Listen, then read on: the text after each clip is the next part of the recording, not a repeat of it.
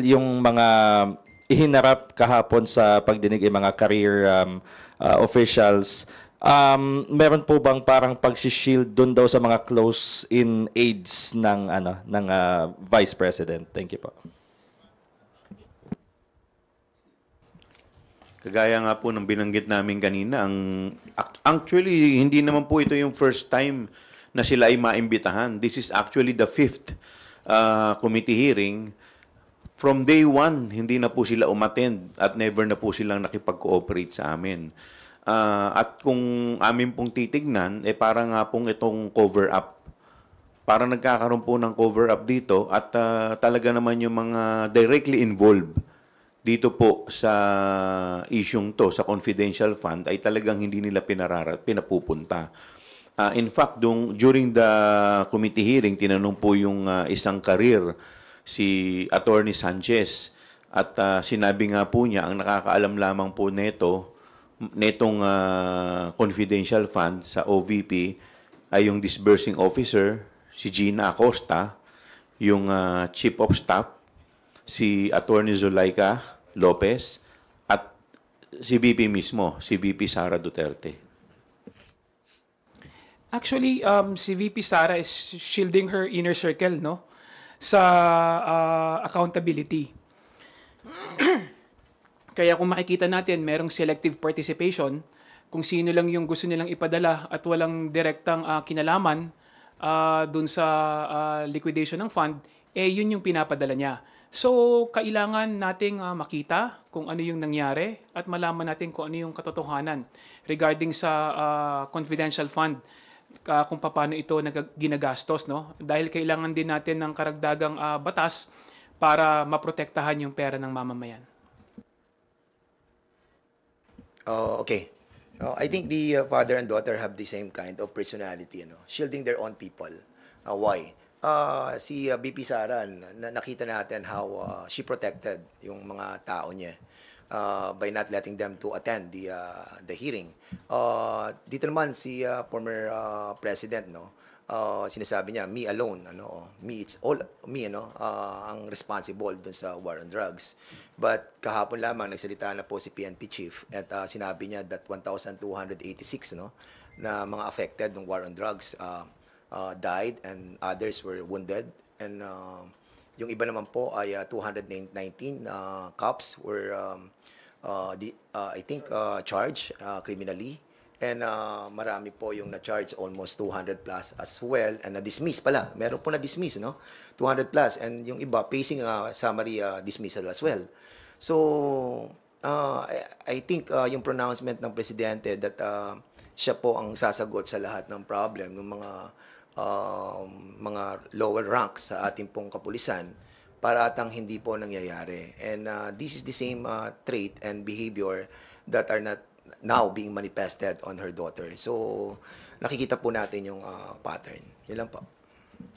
In addition po sa sinabi ni Chairman Dan, kung may Davao model sa EJK, may Davao model din sa paggastos ng confidential fund.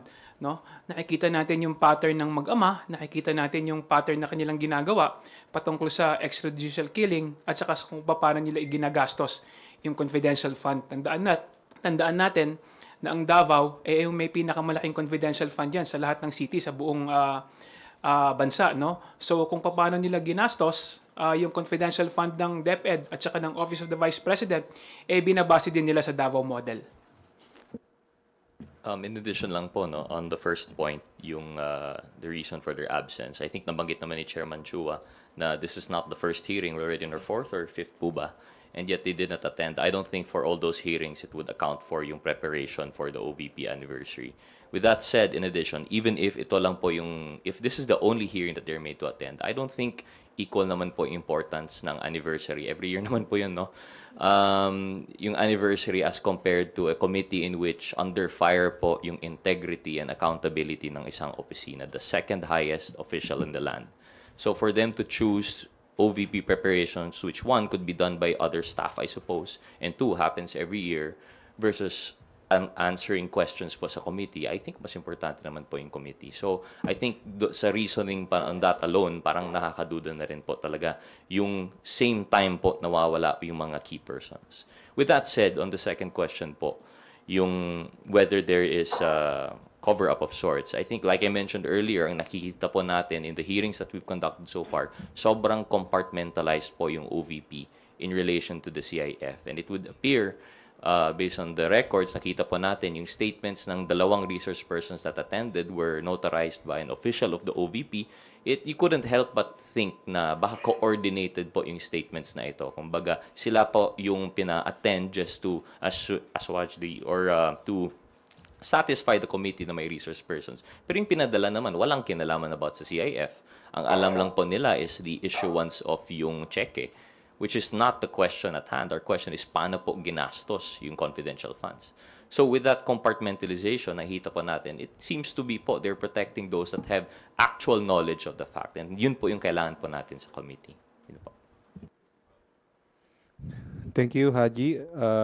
Would like to recognize Tina Panganiban Perez from GMA7 for her questions.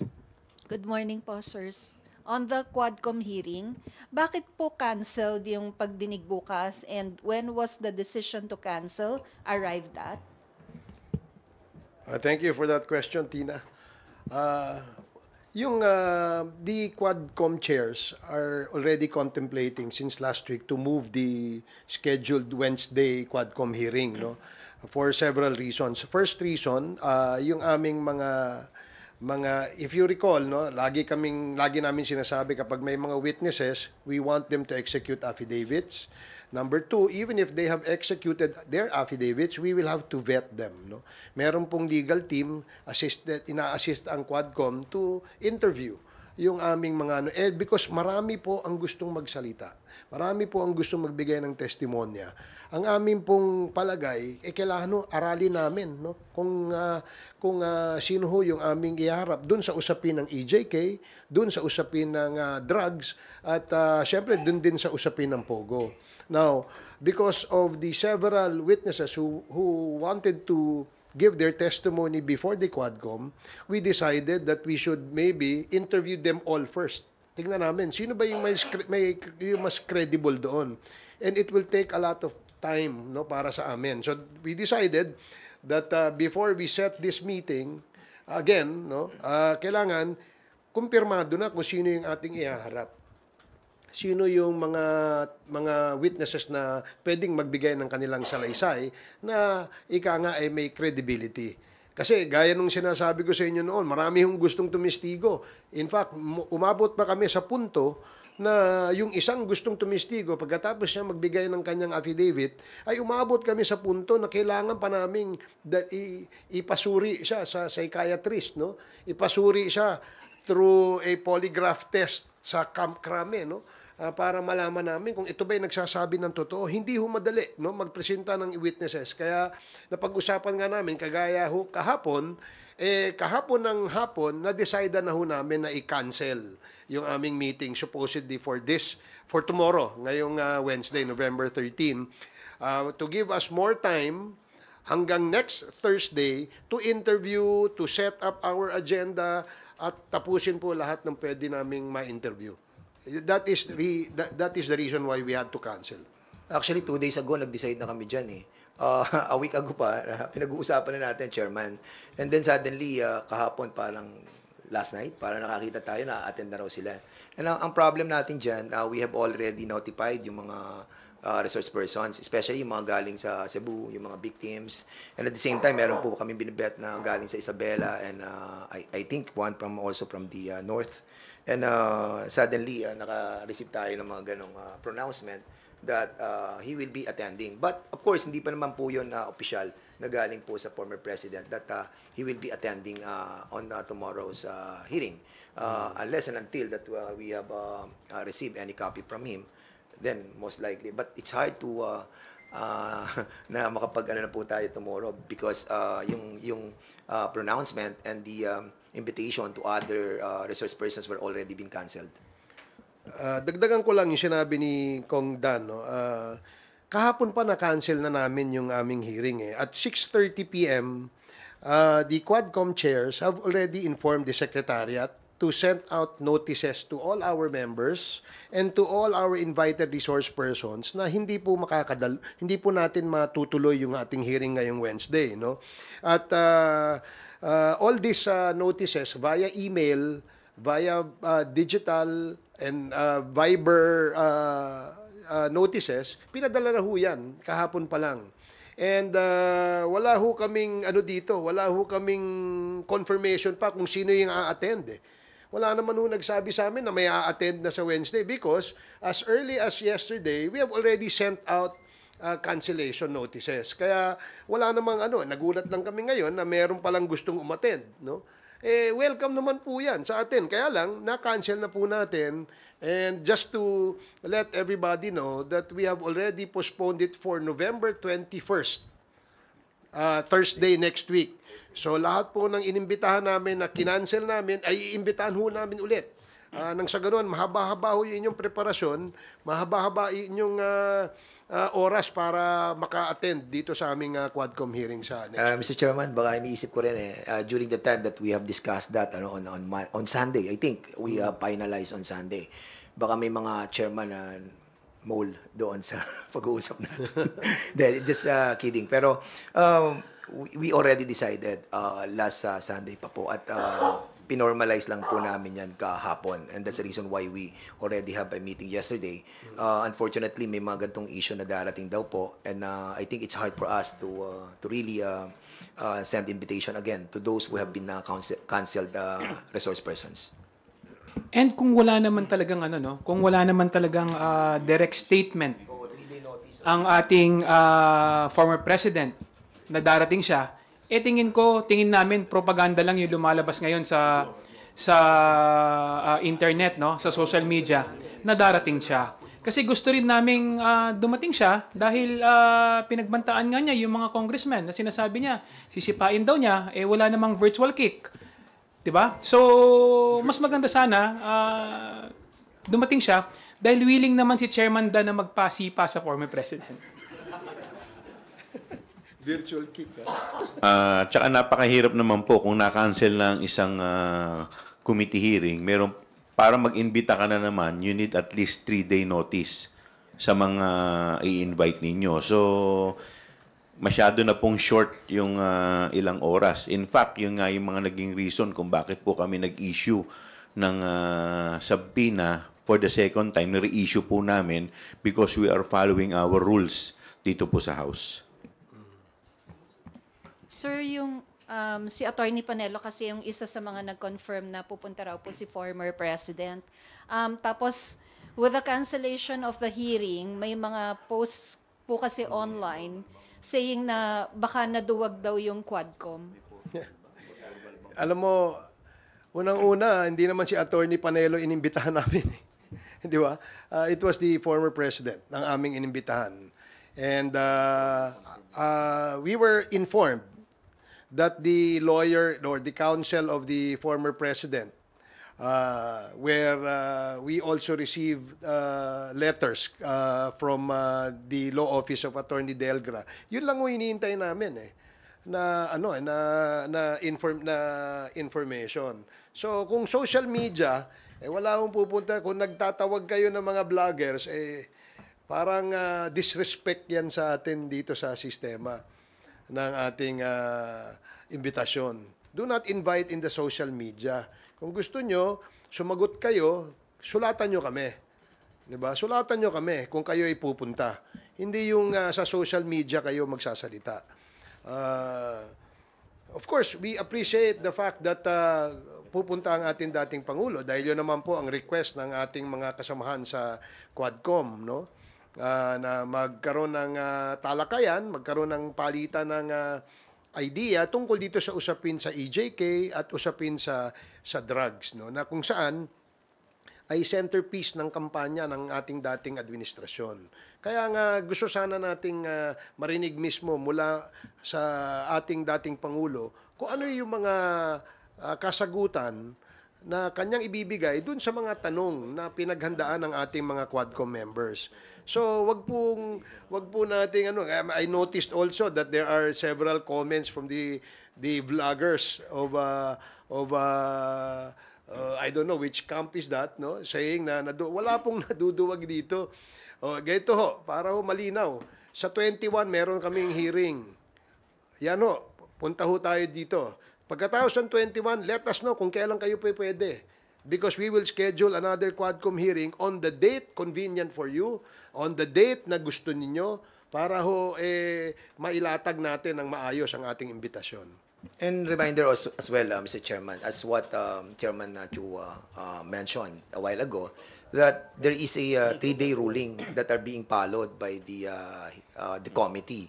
So, kailangan po ma-inform din po kami officially. Wag po sana sa social media para at least lahat. Kasi pag social media, you can always deny it, di ba? Pwede kang hindi pumunta, tapos sasabihin, hindi naman formal yon. But of course, kapag ginawa po nating official ang lahat, then ano yan, resibo po yan. So I hope that prior to November 21 hearing, somebody or the lawyer of the former president will write the committee for his attendance. Maraming salamat po. Sir, clarification lang. At this point in time, walang natatanggap na kahit written or digital communication from the camp of former President Duterte na dadalos sana dapat sila bukas? Wala po kami natatanggap hanggang sa ngayon.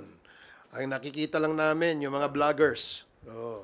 So, hindi ho namin pinakikinggan yung mga vloggers kasi wala naman nung sinabing tama yan kundi tirahin lang itong si Dan Fernandez kaya yun ho ang aming we wrote to them inviting them. Then we also gave them a notice of cancellation via email, via Viber text messages, and all other forms of communication. Yun lang ho ang iniintay namin. Kung meron hong letter sa amin, wala ho kami natatanggap. At dahil nga po, nung Monday pa, bago po sinabing pupunta si former president sa hearing, sinabi ho yun, na-cancel na namin Di ba? Na-cancel na ho. Bigla hong nasabing pupunta. Hindi naman ho ganun ang proseso. Di ba? Ang proseso, may imbitasyon kami at hinihintay namin yung reply. But even prior to the reply to our invitation, ay na-cancel na po namin. Kasi nga po, sa nabanggit kong rason kanina kung bakit po namin kinancel. Thank you, sirs. Thank you. Next questions from Marian Enriquez of TV5. Okay, Bibian Gulia from ABS-CBN. Actually, yung clarification ko yun lang din, sir. So, bali, 2 letters lang po yung na-receive ng Quadcom from the camp of the former president. The first one was yung before the November 1st, and the second one was declining the invitation. Wala na pong ibang communication na na-receive po. Hindi, ganito po yan. Since the start of the Quadcom hearings, invitation has already been extended to the former president and the 2 senators, incumbent senators. But there was no reply. And then we had subsequent committee hearings of the Quad.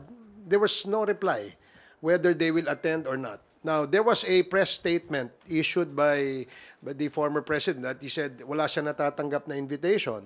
That's why we had to send again another invitation for our October 22 committee Quadcom hearing. At the following day, we already received a letter coming from his lawyer, si Atty. Delgra, saying that he needs to rest, the former president needs to rest, he has a lot of engagements, has been tired, and because we understood that the former president is already old and he would like to give him the time to rest, so we accepted the cancellation. Then we sent again another letter, supposedly for the October, November 7 hearing. Then we received again another letter. Sinasabi na hindi siya pupunta because walang integridad ang Quadcom at na-prejudge na siya ni Congressman Dan Fernandez at ni Kong Benny Abante. At saka mahaba pa yung rason. So we accepted again the refusal to attend. Now, we're supposed to have a November 13 hearing, but we decided to cancel it yesterday. Ngayon, sasabihin na pupunta. Ano ba talaga, kuya? Di ba? So, I mean, ito formally sent po yung letter, an invitation. Of course, we appreciate the fact that the former president is now